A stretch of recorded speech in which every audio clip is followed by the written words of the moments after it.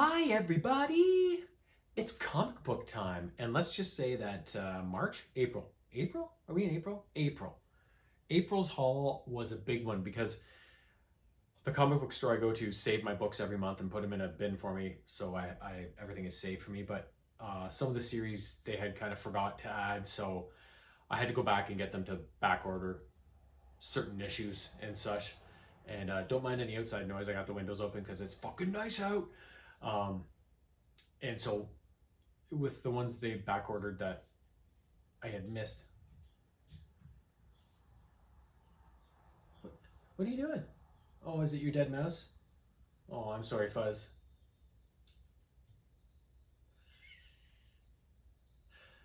I don't know if you can hear that. It sounds like a modem. She has a mouse that has a thing in it that makes squeaky noises, but now the mouse has died. Oh, you look so sad, Fuzz. Anyways, yeah, so all sorts of back issues came in. So this was a very heavy month, especially when it comes to the Turtles. But first up, 2 issues of Void Rivals, number 27 and number 28. So,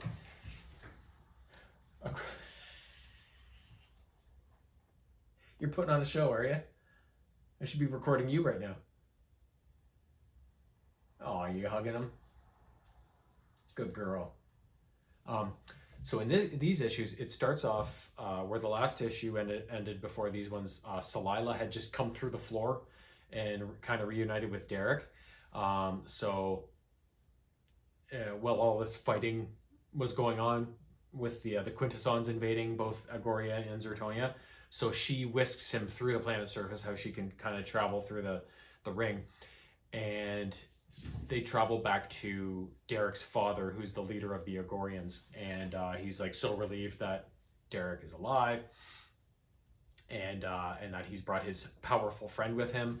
So they start talking about everything that's going on. In the meantime, while this is going on, Pythona, who is on the surface of the planet as well, kind of sneaks up on some of the Quintessons in their ship and gets the drop on them and kind of spies on them. And basically, they're just checking in with each other and saying, all the fight's going well here. We don't need any of our Alicons or any more reinforcements. We'll have this resistance mopped up in no time kind of thing. So she's getting the lay of the land of what the Quintessons are all about. Meanwhile, back to Salila and Derek and Derek's dad. They talk things out, and they have discovered that the Energon is the key to winning this battle. Raw Energon, when put in the gems in their foreheads, rejuvenates them and gives them extra power. So Derek's dad tells this to all of the Agorian forces, but then he also sends a message to the Zertonians, but he's unsure if it's going to get there. So Salila offers, well, I can just travel through the ring surface and go talk to them and give them this message so that they can fight back. So as the first issue is kind of closing off, that's exactly what Salila does. She shows up in Zertonia and seeks out Zalalak, who is the one of the powerful Zertonian fighters, and tells him this message, and he infuses himself with some energon, and then he kind of goes and he has a remembrance, and he goes, Salila, my sister. So now we know that Salila and Zalalak are siblings. So in the second issue, with the infusion of energon that the Zertonians and Agorians have gotten, they start fighting back against the Quintessons and all of their Sharkticon minions, and really start turning the tides of the battle. And before we get into that action at the start of the issue, there's a bit of a flashback to when Salila and Zalalak were younger, and he went by a different name, Pro something, I can't remember.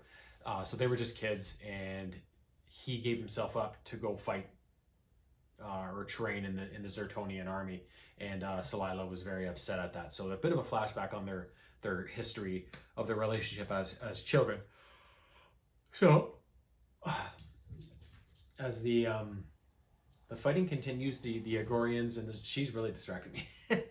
The Agorians and Zertonians really start pushing back against the Quintesson forces and are starting to win the day. So that is when the Quintesson judges all check in with each other, and they're all like, "Oh shit, we're getting pummeled now. Everything's going bad. Call in the our special weapon or whatever." So soon enough, a new Quintesson ship lands, and it's a little different looking than the rest. And this Quintesson that's all like red and stuff like that comes out, and he's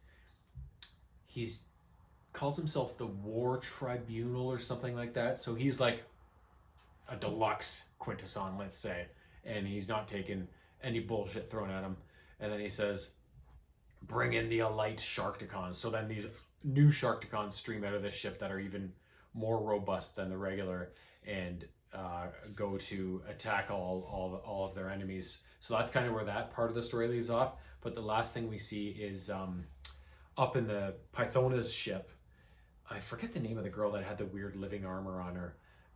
She's talking to some of the other people on the ship, and they're talking about what they're going to do next. But then suddenly, their ship takes a big shot or something like that, and they start to crash land.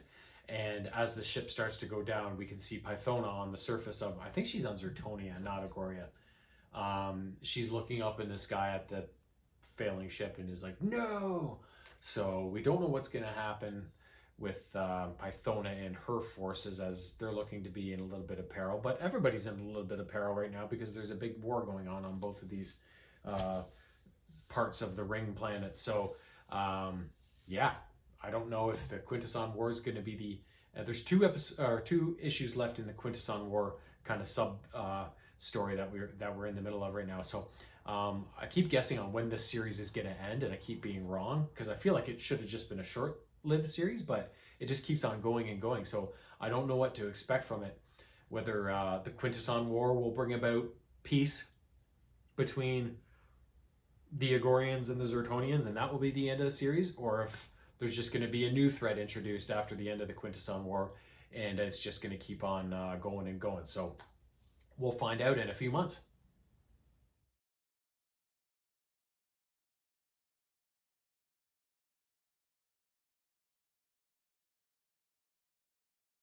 Okay, next up, like I said, a ton of turtles. First up, the fifth and final issue of the Turtles Power Rangers crossover. So in this one, Shredder and Lord Zed are waxing philosophical about how they've let their enemies out of their sights one too many times and not crushed them while they had the chance. Speaking of both the Turtles and the Power Rangers. And they say they're not going to make that mistake again, although they can't find them right now.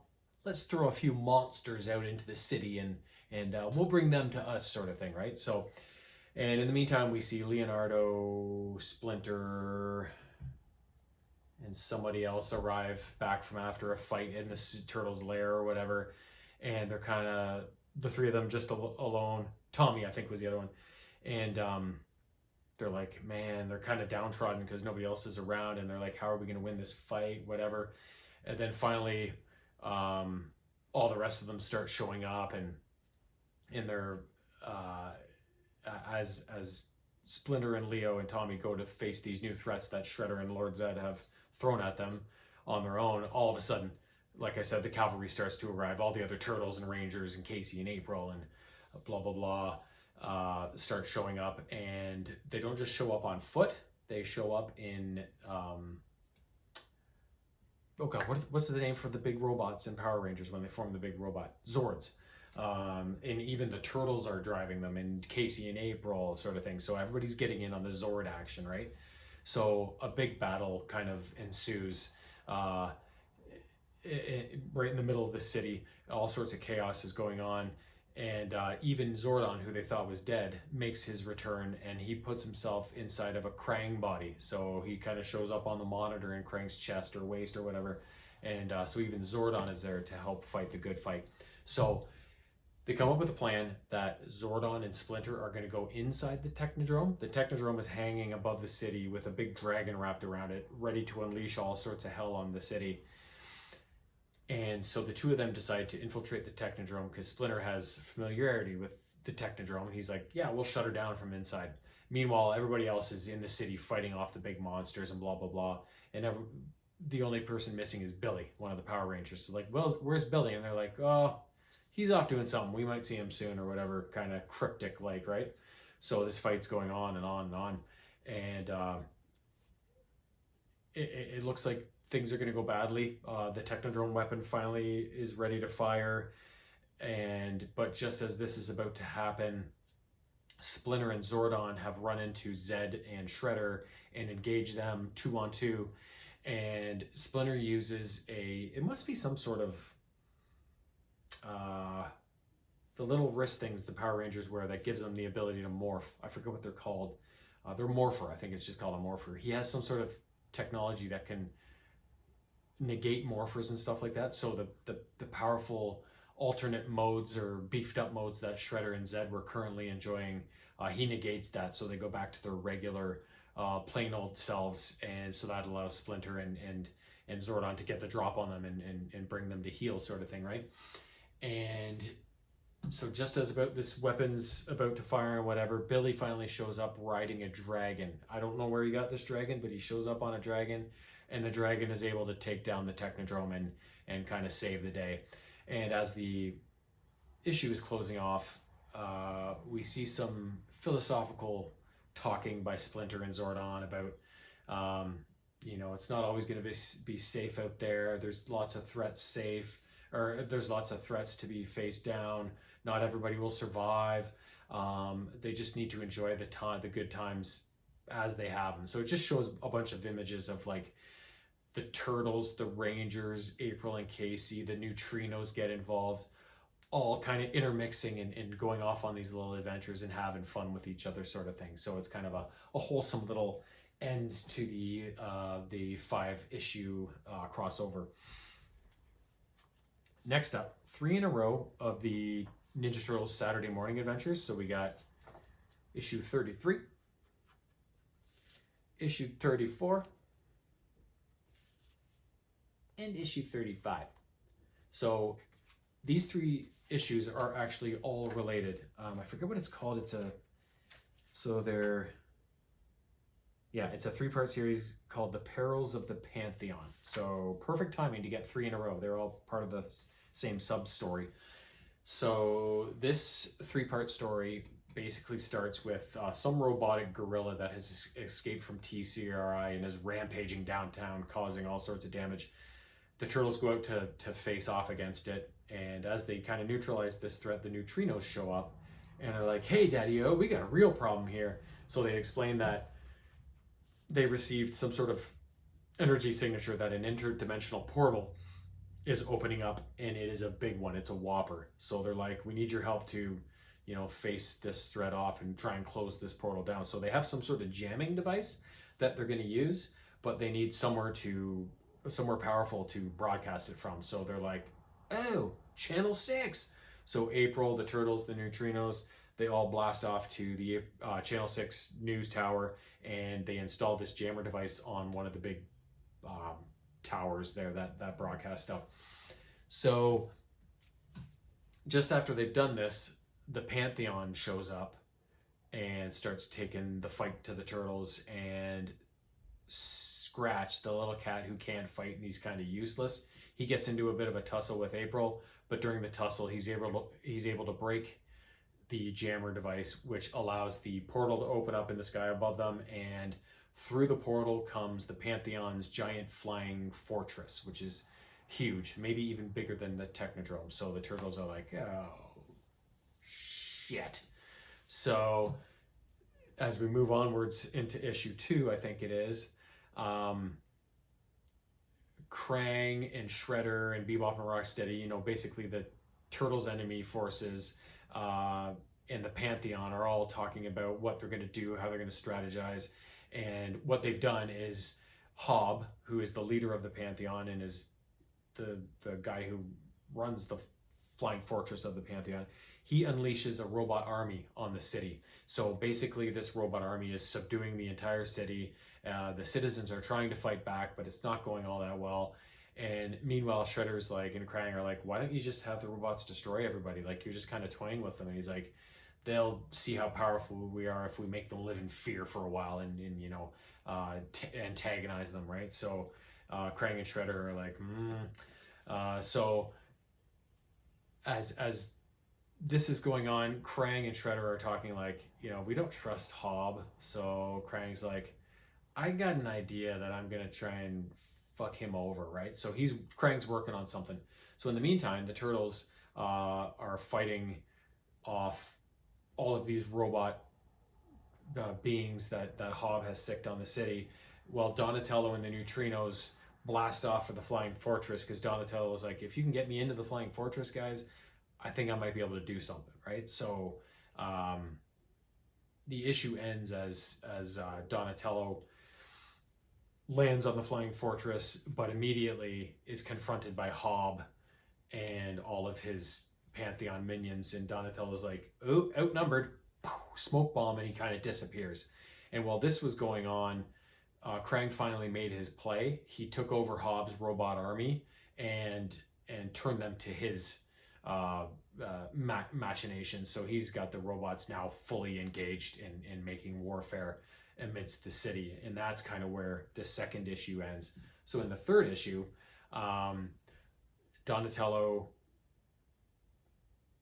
is aboard the Flying Fortress, and he's kind of sneaking around and eventually makes his way to like the control panel and basically shuts the robot army down. So all the fighting that we'd seen in the third issue that was going on the ground finally comes to a halt because Donatello shuts the army down. And as a last resort, he also sets up a little surprise for Hob and his Pantheon minions on the Flying Fortress before he makes a beeline out of there. In the meantime, the other three turtles had been flown up by the Neutrinos and had joined the fight, but Donatello's like, guys, we gotta go. So they go out and they're like, there's no way to get off this Flying Fortress. And like Donnie's like, sometimes you just gotta have a little faith. And they jump off. The Neutrinos swoop in and snatch him up and take him to safety. And in the meantime, soon enough, the Flying Fortress is jumped away. That was Donnie's last play. He programmed it to jump into some far reaches of space and time. So Hobbs like talking to his Pantheon henchmen, and he's like, where are we? We don't recognize any of these stars. So they're going to be gone for a while trying to find their way out of wherever the hell they are. And as for Krang and Shredder, Shredder's like, Krang, that failed miserably. The Pantheon, God knows where they are. The turtles saved the day, and here we are with nothing to show for it. And Krang's like, oh, I got this new robot body, and you're back from your half, Shredder was gone in he was off in some other dimension. Only like a shadow of himself was with Krang. Like, it was weird. So he's like, you're back in full human flesh form, and I've got this new body, which he acquired during all this action. So Krang's pretty happy with how things ended up, considering they didn't actually get a victory. So, hey, Krang is a glass half full kind of Utrom, right? So that was that 3-issue subplot of the Saturday Morning Adventures. Next up is the 6th and final issue of the Casey Jones subseries. So this one picks up right where the last one left off. So Casey Jones and Ludovic, the big snow leopard mutant, were thrown out into the wilderness of Marlin's game ranch, where all these rich guys came in to hunt mutants, and they were left to scatter before the hunting began, right? So Casey Jones ends up running into Solly, who is the goat guy that we've seen every so often, who is the mutant Annabelle's father. And Casey kind of saved Annabelle earlier in the series before he flipped out on her last time in the last issue. So he tries to save Solly, but at the same time, one of the hunters comes after Ludovic and shoots him. And Casey can't let it stand, even though Ludovic is an asshole. He goes and he takes the hunter out, but that allows Ludovic to recover, and he goes after Casey. So Casey escapes as the other hunters come and go after Ludovic, but Ludovic ends up, as Casey's escaping, and sends Solly away, gives him instructions on how to get out of there. Ludovic takes care of the other hunters and then escapes back to Marlin's house, where, if we remember from last issue, Marlin doesn't take too kindly when Ludovic comes in the house and wants to eat in the kitchen and all that kind of stuff. So Ludovic is pissed. He's doing what he wants to do. He goes into the house. He's in the kitchen. He's doing stuff. Marlin's wife comes in and is like, what are you doing in here? You're not allowed to be here. he's like, "Fuck you, bitch!" And she's like, "Hot oil on the stove." Gah! Fires it at him. So um, Ludovic kind of deals with her and with the hot oil and whatever. A fire starts, so the whole place is burning down, and Marlon and one of his security agents come into the house. The security agent gets diced by Ludovic, and Ludovic then goes after Marlon and injures him. But Casey can't let it stand, even though they're all assholes. He goes back to the house. It's burning around him, and he confronts Ludovic and tells Marlon's family to get out of the burning house while you can. So then Casey and Ludovic get in a big scrap, and in the end, Solly comes back. He didn't take Casey's advice to get the hell out of there. He comes back and tases Ludovic and puts him down. And the turtles also show up and they kind of drag Casey's ass out of there. And as the whole storyline finally finishes off, Casey kind of makes up with the turtles, and especially with April at the end of the story, because when he went on the blue stuff, I forget what it was called, the stuff that makes them all ragey and super powered, which was what Ludovic was all about. He kind of apologizes to the turtles, and then especially April, because he kind of treated her the worst of everybody. And you can see that they're on their way to mending fences and potentially even doing the wild thing. Maybe, maybe not. It's just conjecture. I don't know. Next up, issue 6 of the Shredder subseries. This one's not over yet. There's more to go in Shredder, so it's not the same length as Casey Jones. As this one starts off, the mourner is pontificating on the fact that Agent Avon, who had been working with Shredder, allowed herself to be captured, and she's just an amateur, blah blah blah, whatever. And you can tell that something's up with Agent Avon. So then the mourner's kind of talking. It looks like she's talking to herself, but I think she knows Shredder's in the building, and he shows up and kind of goes at her. And the mourner's like, "It's too late. Kitsune's coming back," and she uses the device that she's been working with to bring Kitsune back, and it throws Shredder for a loop at first. He's like, "Kitsune?" And she's like, "Well, yes, I'm from the original Kitsune, but I'm not Kitsune, and I'm very powerful. I'm a god, and you can be a god too. We're gonna make these people of Earth fear us as we leave Manhattan in a pile of corpses and stuff like that." So it's not the Kitsune that Shredder once was in love with and was in a relationship with. So she's like, "Join me, and yeah, I know Kitsune loved you, so I can love you too. Like, let's do this together." And Shredder's like, "No." And then obviously Kitsune's like, "You ingrate." So then a big fight starts. He eventually puts Kitsune down, and along the way, they have a conversation about Agent Avon. He's like, "Well, Agent Avon's just a plant. I taught her some fucking shinobi shit. She knows how to get out of handcuffs and release all the other guys." So all Agent Avon and all the agents that also got captured are suddenly into the fight and whatever. But eventually, Shredder, what happens exactly? Oh yeah, the bomb or whatever it is that Mourner was looking to build. Kitsune's like, "Oh, you may have killed me, but guess what? The bomb's still going off." And he's like, "Again, I got Agent Avon. I told her how to disarm this device. And boom, she does it." So the Mourner's whole plot foiled. So game over for that storyline. But at the end of the issue, we see Agent Avon brought into her superior's office and is like, "So you lost Shredder? He got away?" She's like, "He didn't get away. Like, he did more good in the few weeks I was with him that Darkwater or whatever agency she works for did in their whole existence," sort of thing. And so you can tell her boss isn't happy with that. And he's like, "Well, we put a tracking device on Shredder's armor, so we're going to be able to find him and wipe him out," sort of thing. So she's like, "Oh, really?" So then she goes back to, they have the remnants of the Mourner's bomb device. And she's like, "It's been disarmed from being the whatever bomb it was going to be, but it still has explosives in it." So she's like, "Oh, they said it's pretty low yield, so I'll just use it to take these fools out and save Shredder's ass." So as we see her walking away from the building, we see the whole top few floors of this building just boom. Right?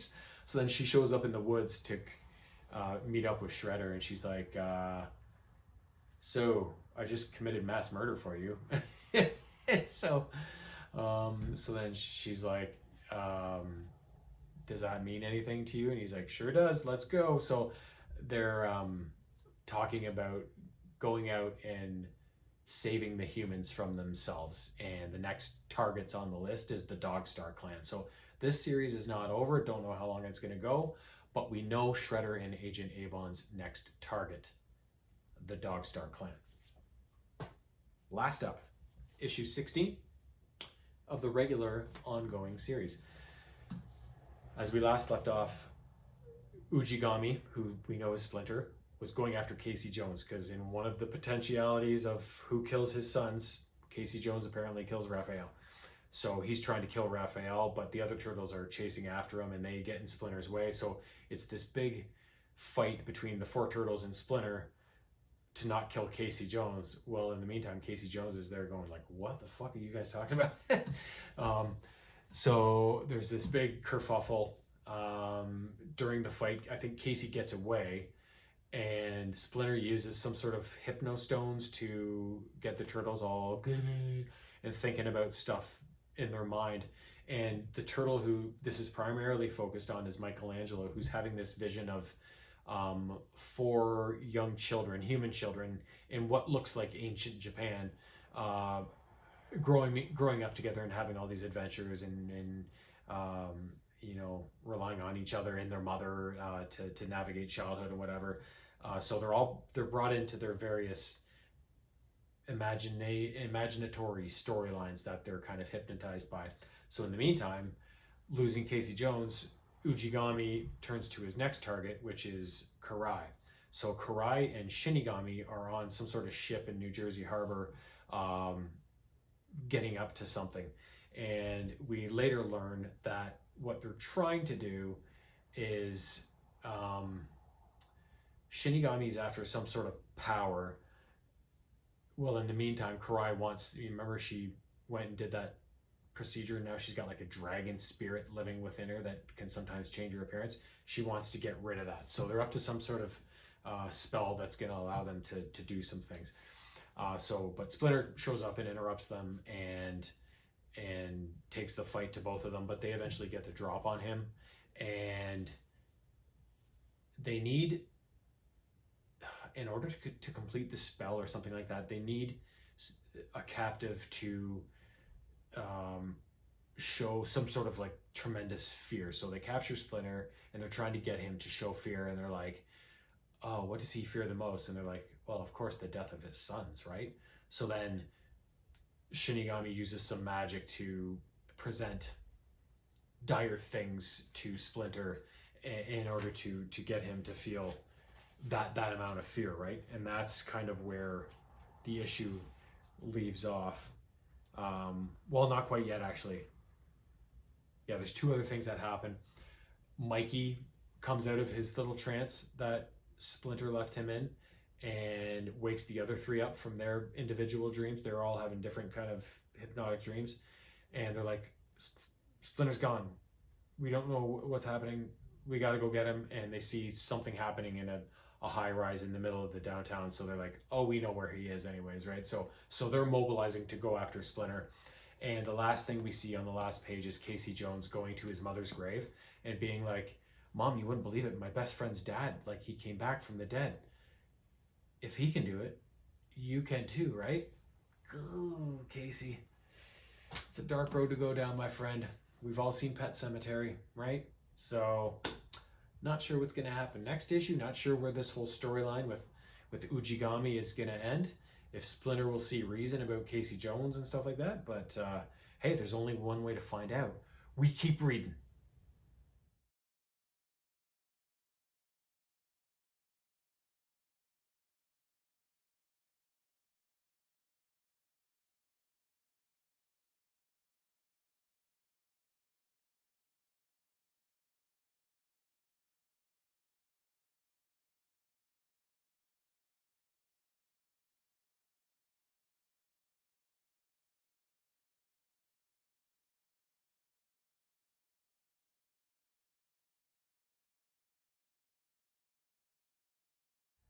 Next up, Transformers, and sadly, just one lonely issue, and that would be number 30.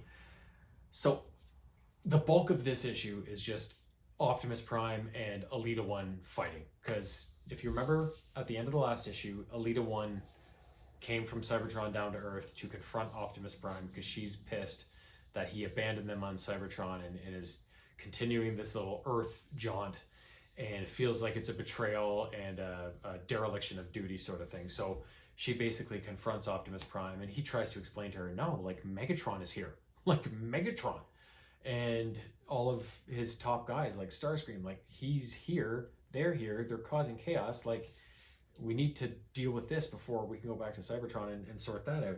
And so she starts like trying to fight him, so she's like smacking him and stuff, and he's just letting it happen. And finally she starts really breaking down and is like, you don't deserve the mantle of Prime in the Matrix, and she's trying to tear it out of his chest, and he's like, okay, we'll just open her up and we'll see what the Matrix chooses. If it chooses you, it's all yours, and you can go about it doing whatever you want, sort of thing, right? So they do that. It does choose Elita 1. She becomes, I forget her name, and basically Optimus Prime still looks like Optimus Prime, but a little different, a little smaller, a little more basic. And so Elita 1's like, I'm going back to Cybertron.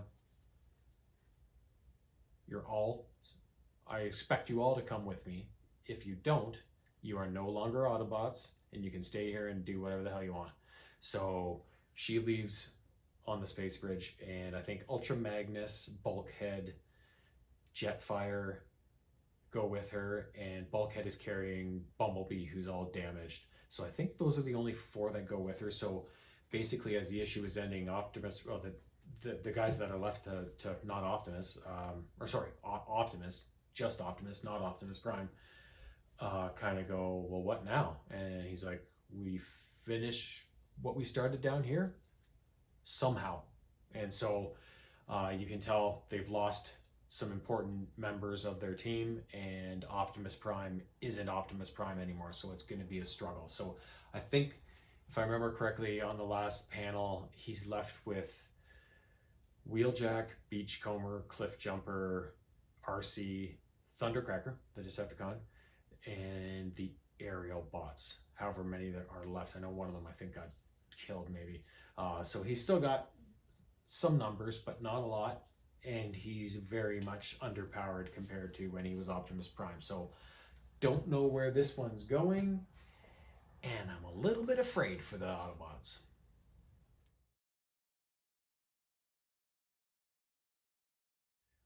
Finally, one issue, G.I. Joe 326. Very quick, easy issue to read. Looks like just a one-off. I don't think it's part of any larger events. A team of 5, Duke, Scarlet, Snake Eyes, Roadblock, and Mongoose, are in Benzene, which is on the border of Trucial, Abysmia, which I don't know. This is all made up stuff, right? Seems like Middle East to me, kind of thing.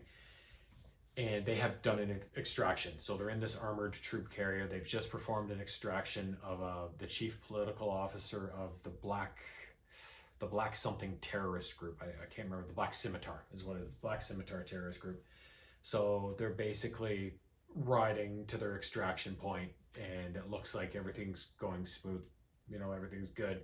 Suddenly, some of the Black Scimitar terrorist group members pop up in the middle of the street, start at the troop carrier. Things suddenly go from peachy keen to not so peachy keen.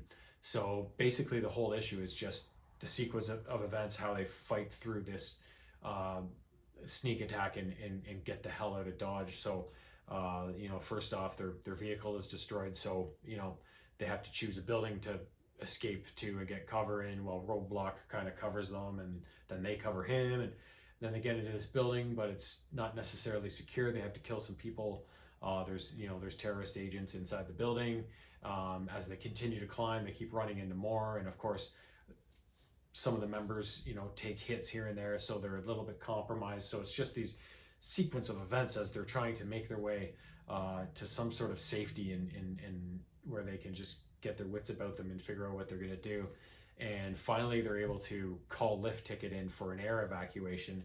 But as they finally make the roof, and eliminate a couple last sneak attackers, they look across to a building across the way, and on the roof are some more of the terrorist agents, and they've got some heavy artillery, and they're like, "Oh fuck, we're screwed." But then Snake Eyes is like, and he rushes over there doing ninja shit and just slices and dices and fucking all that shit. And eventually, Lift Ticket sets the chopper down, and Spirit's on board, and they load up all the Joes, and they get the hell out of Dodge. But in all the chaos, the guy they extracted got hit by a bullet and eventually passed on, let's say. And so they thought they were getting some intel out of this guy, but at least he's dead, you know. Better than him getting taken back by them or whatever, but at least, you know, he's not spreading any more nonsense, and all the Joes got out safe and sound. So, you know, not full mission accomplished, but at least it wasn't a full mission botch, right? I wish there were more issues of G.I. Joe and Transformers than just the one per month. It's really killing me that Turtles has so many different issues or sub-series going on, and G.I. Joe and Transformers really have nothing. So, Image, if you're listening to me, please change that. Bye.